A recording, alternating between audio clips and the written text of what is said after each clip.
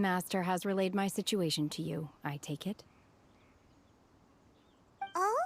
How did you know? I'd intended to wait until you came back before going to sleep, but I didn't hear you come in. I was worried that something may have happened to you, so I went outside to check and caught sight of my master. On top of this, you have been acting very strangely around me this morning, causing me to suspect that my master must have told you everything about me. After all, Master is very talkative. Sorry, Shenhua.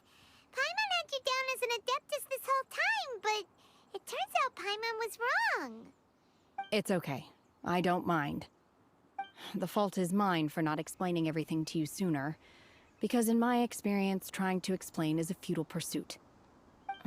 Still, though you mistook me for an adeptus, you never treated me as distant and unapproachable. Instead, you treated me as you would a friend. For this, I am very grateful indeed. To be fair, we've met our fair share of real adepti, too. Anyway, now it's settled. From now on, you're our friend. Whether you're an adeptus or a human isn't the important thing. First and foremost, we're just plain old friends. Got it. Although I don't know quite what it entails in terms of what I have to do, I must say I like the title friend very much indeed. Great! Well, now that we're all rested up, we should start searching for the other 2 items on the list. But before we do that, let's go to the building site and ask Ningguang's little helper how the progress is going. After all, Sunset Vermilionite is so rare. Paimon doubts many competitors will really be able to find any.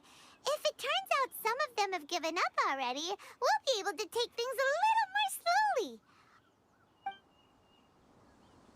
Oh, and another thing. We bought some grilled chicken drumsticks on the way back last night. There was a place just outside. Here's one for you, Shenhua. Try it! They're so good. I concur. It has a rich flavor, far more agreeable than those I've cooked for myself in the wilderness in the past.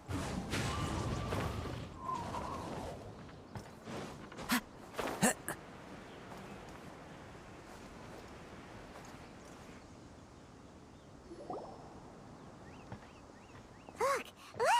The Jadechamber is floating into the sky! But it seems to be tied down by something. That's because it's not finished. Hey, Bywin! And hey, Beto! And hey, person Paimon doesn't know? Given the enormous scale of the Jadechamber, we split the construction work into 2 phases to make sure the structure remains balanced. Before we find some suitable plastrite, we build the Jadechamber's keel at ground level. Once the plastrite is ready, we place it into the keel and let the partially constructed Jadechamber rise up to the height of the surrounding mountain peaks. The remainder of the construction work is then carried out at that altitude. Once everything is ready, we release the iron tethers and allow the Jadechamber to rise to its target altitude. Miss Bywin, we've brought some new materials to submit. One moment, I'll be right there. The construction work has only been able to progress this rapidly thanks to the plastrite provided by you. Lady Ningguang is most grateful and looks forward to seeing more of your work. Wow, can't believe you sourced the plastrite so quickly. It's the key piece of the puzzle. Looks like you beat us to the punch. Beto, you're joining the Jadechamber contest too? Sure am. I happened to get my hands on a chunk of Sunset Vermilionite on a voyage a while back, so I figured I'd bring it over. Huh. So even though it's rare, we're not the only ones who managed to get a hold of it. Oh, I've got some introductions to do. This is the renowned Miss Yun, or Yunjin, probably the most famous figure in the Liyue opera scene. Greetings. These 2 are Paimon and the Traveler, both good buddies of mine. And this is... sorry, not sure we've met. Shenhua. I am their friend. Good to meet you. A friend of a friend is my friend too. Or, as I like to say, a mate of a crewmate is part of the crew. Miss Yoon is also here for the contest. Turns out she needed to borrow a boat, so we came together. It's an honor to finally meet you both. I've heard much about you. Miss Genhe, though we are only meeting for the first time, I have a feeling that we will get along very well indeed. To be honest with you all, I am in great need of this opportunity to ask Lady Ningguang a question. That's why I joined the contest. Thanks to my father's connections, I was able to acquire a specimen of the plastrite required. Fortunately, it was approved for submission, despite being a little on the diminutive side. Wow. So it looks like the three of us are competitors now. Excuse me for prying, Miss Genhe, but are you competing as well? No, I don't have any questions for Ningguang. I just wanted to help him win. In that case, I have a proposal to make. Lady Ningguang said that the first 3 contestants to procure all 3 materials will be awarded the chance to ask a question. Well, there are 3 teams here. We can split the prize between us. Instead of competing against each other, we could work together to secure the top 3 places between us. What do you think? Sounds great, but how does that change things exactly? I think I see where you're going with this, Miss Yoon. The plastrite was the most difficult item to source by a long shot. Luckily, all 3 of us managed to get our hands on it. The 2 remaining items aren't quite so rare, so as long as one of us finds a way to source it, the other 2 can hop on the bandwagon. How'd I do? Is that what you had in mind? Precisely. Huh. Interesting approach. Okay then. All right, I'll go first. I have some leads on these wonder cores. From what I've heard, the core itself is really not that difficult to make. The hard part is getting hold of the ore used as raw materials. I'm gonna head back to the ship and ask Suling if he's heard of them. You guys... We will head into town and seek advice from Master Zhang of Hanfeng's Ironmongers. Thoughts? Wonderful. We'll split into teams then, and whoever makes progress first brings all of us a step closer to victory. I'm gonna take off. See you later. Okay, let's go! By the way, what question are you gonna ask Ningguang, Yunjin? I'm looking for a venue to host the performance of our new opera. Lady Ningguang has excellent judgment, so I would like to hear her opinion. Ooh, what's the opera called? Paimon wants to go see it. The opera is a labor of love by my father. He wrote it based on a popular urban legend about an evil spirit and an adeptus. It's called The Divine Damsel of Devastation. Ah, hello. Are you here for something off the shelf, or do you need something forged? Excuse me, Master Zhang. We were wondering if you'd heard of something called a Wonder Core. Of course I have. Sorry, who's asking? My name is Yunjin. Perhaps you don't know me, but I believe that you forged some weaponry for my father in the past, for stage use. Yunjin? Stage use? Oh, so you must be Miss Yoon. Sorry, my brain's finally caught up. It's not used to doing much beyond bashing a hammer all day. Everyone's heard of you, Miss Yoon. Even folks who don't make it to the opera all that often. Like myself. So, you're here to ask about wonder cores, huh? As it happens, I do know how to make them. Matter of fact, I made some for Lady Ningguang back when she was building the original Jadechamber. The types of ore needed to make wonder cores are a little hard to come by. Lady Ningguang supplied them herself last time. I don't suppose you've brought any yourselves? No, we were gonna ask you what kinds of ore we need. Sure. Well, you'll need 2 kinds. Star Splinter Iron and Subrosium. If I remember correctly, Lady Ningguang sourced her Star Splinter Iron from the Mount Tianheng area. They say it resonates with visions. It could take some work, but if you stick with it, you'll find some eventually. As for the Subrosium, though, that's trickier. It's all but unheard of. I'm really not sure. Sorry. What I've heard is that the people around Mount Tianheng have some sort of magic trick that can pinpoint the location of the stuff. Of course, it's probably just hearsay. If you want my advice, start by looking for Star Splinter iron around Mount Tianheng. And if you run into any locals, ask them a few questions about Subrosium. Mount Tianheng. Interestingly enough, the story of the divine damsel of devastation also takes place on that mountain. I hear the view there is quite spectacular. A favorite destination of the Adepti, in fact. Perhaps it can give me some inspiration. Let's not delay. We should head straight there. I came to Mount Tianheng once with my father as a child. I remember it being such a long climb that I could barely feel my legs by the time we reached the top. This is quite a trip down memory lane for me.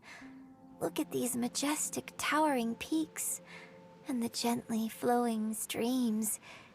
It's like setting foot in paradise. No wonder the legend of the divine damsel of devastation is said to have taken place here. Adepti wander oft where mortals seldom stride. Indeed, this looks like a place that one might expect to be frequented by Adepti. The Divine Damsel of Devastation is your upcoming opera, right? And the story takes place in Mount Tianheng. What's the story about, though? It's the story of a girl becoming a hero. Cool! A hero story? They're Paimon's favorite! The legend first arose in this area.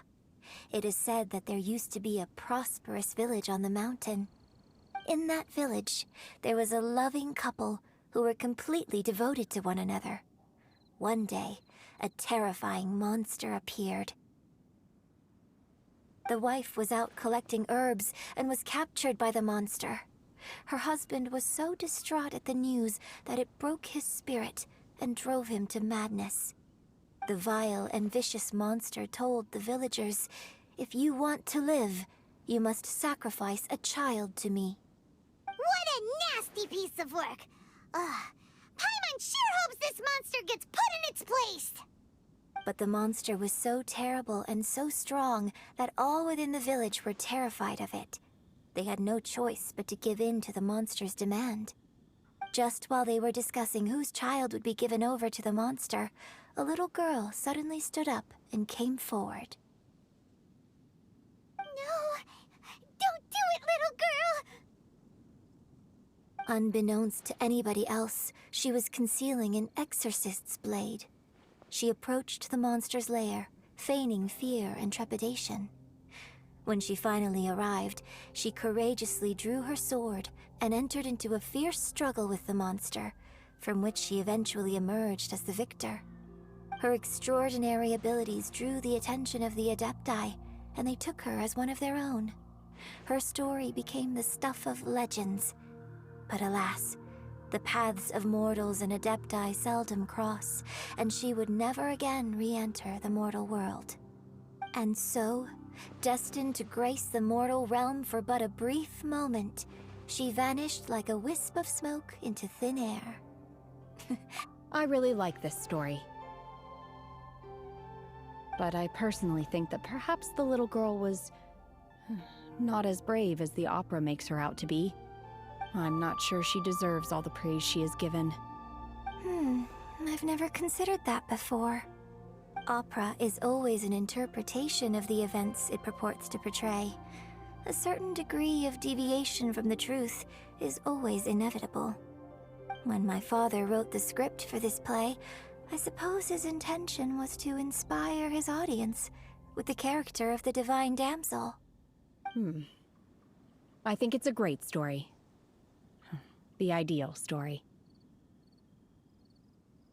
Well, it sure inspired Paimon! Let's go get ourselves some Star Splinter iron!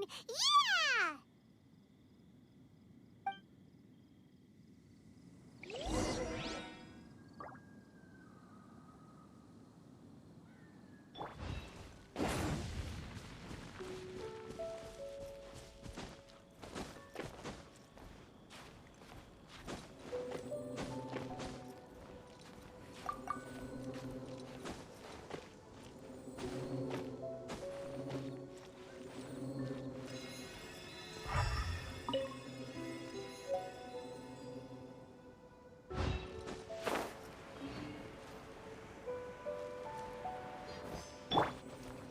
Wind Strider.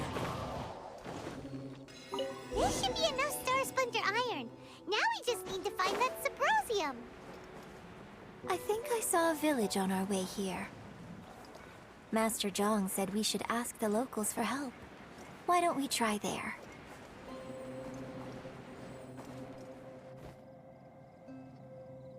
Hey, there really is someone here. Yunjin, looks like you were right. Excuse us, sir. Can we ask you something? Huh. He didn't seem to catch that. Hello, sir. We were just passing by and wanted to ask if you happen to know anything about Subrosium.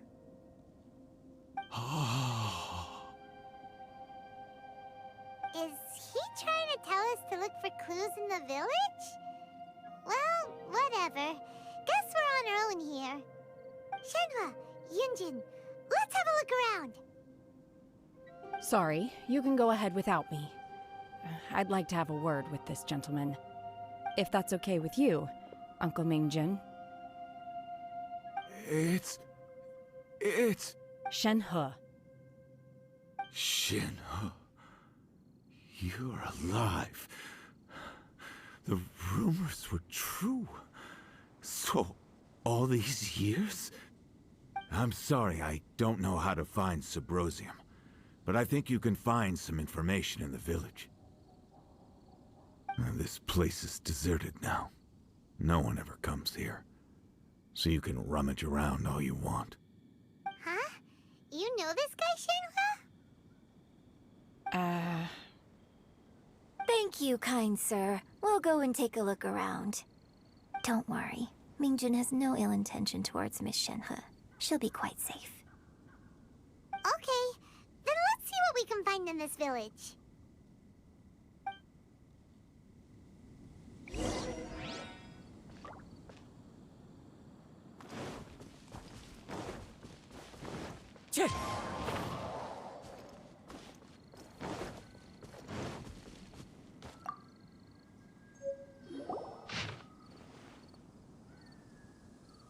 The remains of a god, an abandoned village, Mount Tianheng.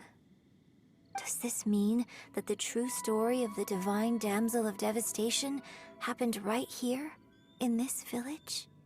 The time frame certainly matches, so it seems we're in the right area. Let's keep looking around.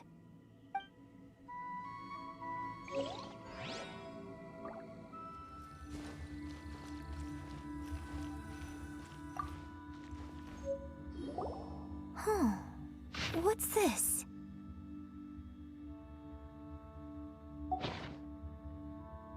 So, Shenhe is the divine damsel? Now that I think about it, she does behave rather like an adeptus, and she is about the right age. So that's why I've been getting the strangest feeling whenever I chat with her. I should have noticed it earlier. According to this text, the divine damsel from the opera was actually the daughter of the loving couple. And she didn't volunteer. She was sacrificed to the monster by her own father. Oh, the truth is even more lamentable than the opera. Now I understand why Shenhe said the girl was not as brave as people think. It wasn't her choice to enter that ghastly situation. She was forced into it. Oh, it looks like my father may need to make a few revisions to his beloved opera. We've looked everywhere, but still no mention of Subrosium. Let's have a look over there. It's my lucky day. Ha!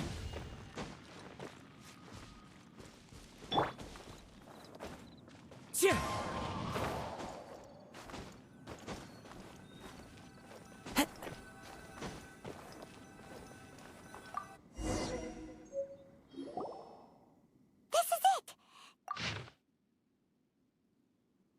So basically, we need to go to the middle of the lake south of Mount Tianheng at dusk, and we'll find us some Symposium.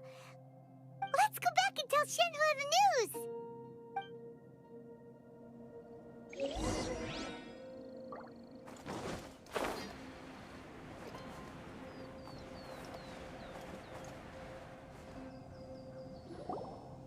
One year when I was back visiting, I heard a story about a white-haired adeptus from a merchant passing by. I never imagined it was you. I was a very close friend of your father's. I could have stopped him from performing the summoning ritual. I had plenty of chances, but I couldn't bring myself to stand up to him.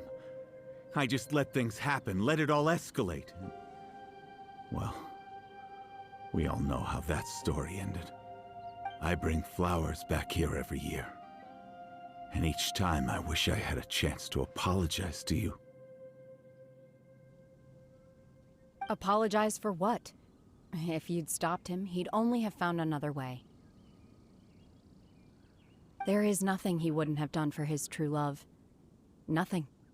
Do you still hate him? I don't know what I feel. I'm told my fate is to bear the curse of calamity, so my master bound my soul with red ropes to curb my aggression.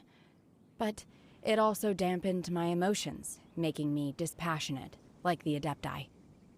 So if you ask me how I feel about the past, if I hate my father or not, the truth is... It must have been so tough for you all these years. Shenhua, we're back!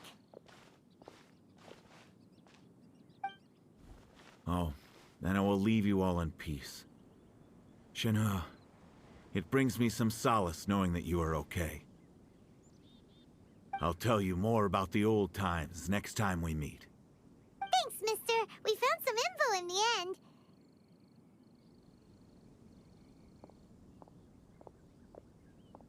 Shenhua, look.